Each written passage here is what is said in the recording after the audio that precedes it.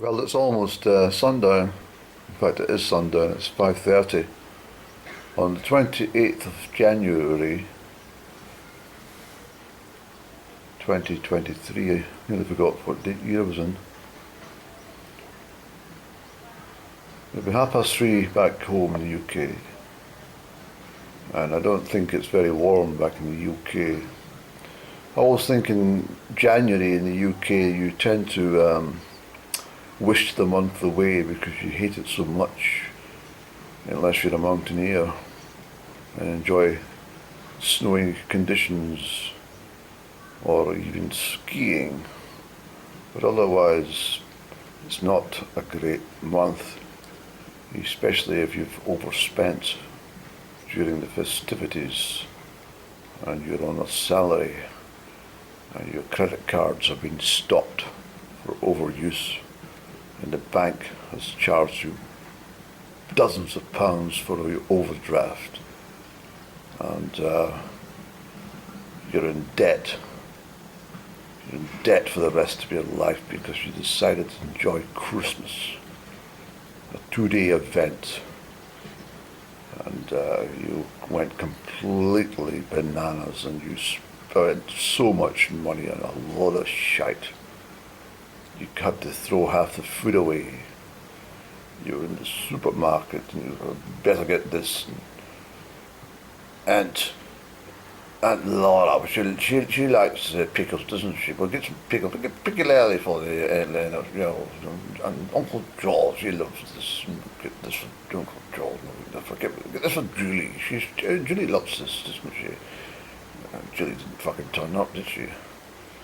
No, it was a fucking shite Christmas. It was shite. Even Up and Down didn't get in touch at Christmas. How sour is that?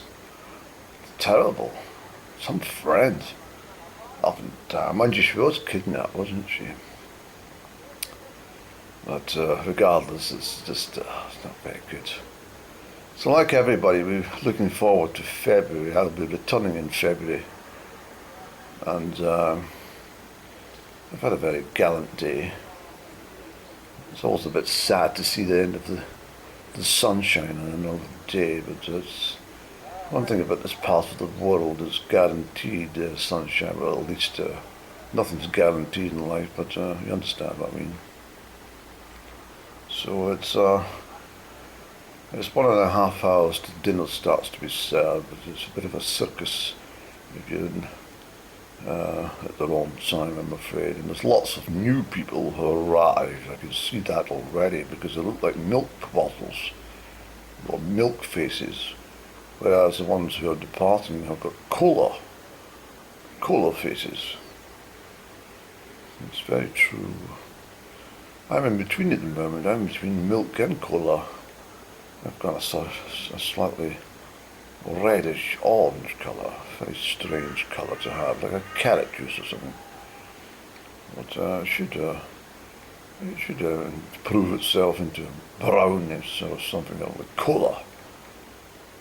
And I was thinking, there's normally this time of night I like to have a little digest about the low vibrational people. And I was thinking there just a moment ago that many, I'm talking back home, and you don't get many low vibrationals anywhere else except from back home. But yes, I mean there are low vibrational people, even within this community here. I've noticed a few, several low vibrationals.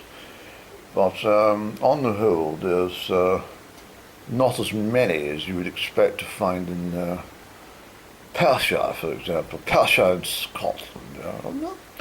Not rural Perthshire, really. I mean, there's not that many, but certainly in the market towns and in the city, you'll find lots and lots and lots and lots of low vibrational people, and particularly the villages to the south and east of the big city of Bertha. You'll find many low vibrational people, and I always think to myself, if you're in a bus excursion, if you're on a coach and you're going on a fabulous bus from A to B. It's a marvellous kind of journey, and there's very few low vibrational people on the coach. They're all excited about the journey. Or if you're travelling by coach in a proper holiday coach, and you're going from hotel to hotel, that's also very marvellous. And maybe even if you're in Europe, travelling around Europe on the between the major cities on the very pleasant buses, that could also be very nice indeed. But if you're low vibrational and you're just getting the local service bus around the Path and Carross area, well, you're going to encounter many, I'm afraid, many low vibrational people on your journey, whether you meet them at the bus stop or at the bus station or even on board the bus. They're going to be there. They're always milling around bus stops and standing in low-key, low-vibrational mood at the bus station, or smoking a cigarette into the mouth and puffing away and trying to beg a cigarette and trying to get something from everybody because they're low vibrational.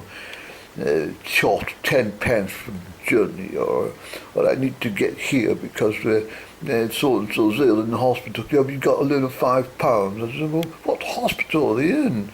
It's none of your business. And I said, well, if you want £5 to get to the hospital, I'd like to know.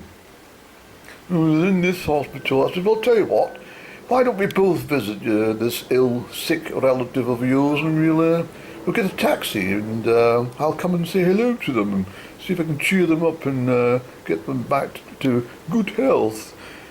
Fuck off, dude. I only wanted a fiver off you. It wasn't really for to go to hospital, it was only to get some fucking stuff.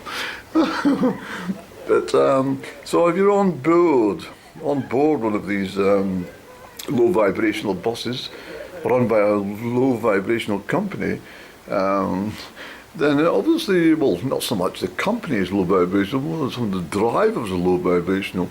And you never got that previously when there was conductors and conductresses on the buses, and very pleasant drivers with their uniforms and very stiff hats and stuff like that. They were very pleasant people, as I recall, but unfortunately, like everything now, it's all gone down the fucking drain, and it's, everybody's all scruffy and unshaven, and I don't know, miserable.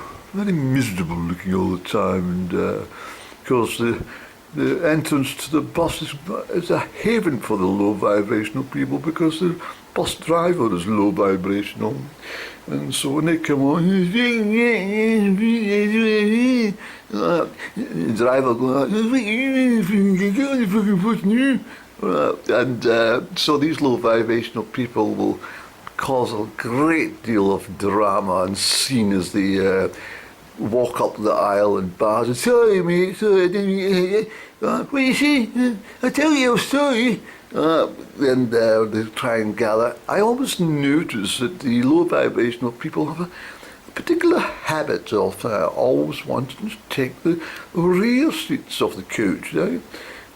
Strange behaviour, but they all seem to amalgamate at the very back of the bus, where they all sit and natter and gossip and chat and, dissect other people in the street and all the things that they get up to in this low vibrational state, and the loud voices, and get louder and louder as the engine gets louder and louder. The low vibrational people get louder and louder too. It's as sight behold, and if you're a commuter, a regular commuter, there's nothing worse than the bus pulling up to the bus stop and all these low vibrationals come on at once. It really is the most soul-destroying thing in life. Oh no, here's another low vibrational. and you don't want to even encounter a conversation with them because they're so low vibrational that they wouldn't even understand anything you're talking about. And just look at you and where you go? It's things like, where are you going? Where you been? You know, what are you up to? What you days that up for? You been at court? You know, no, I've been fucking working. You know.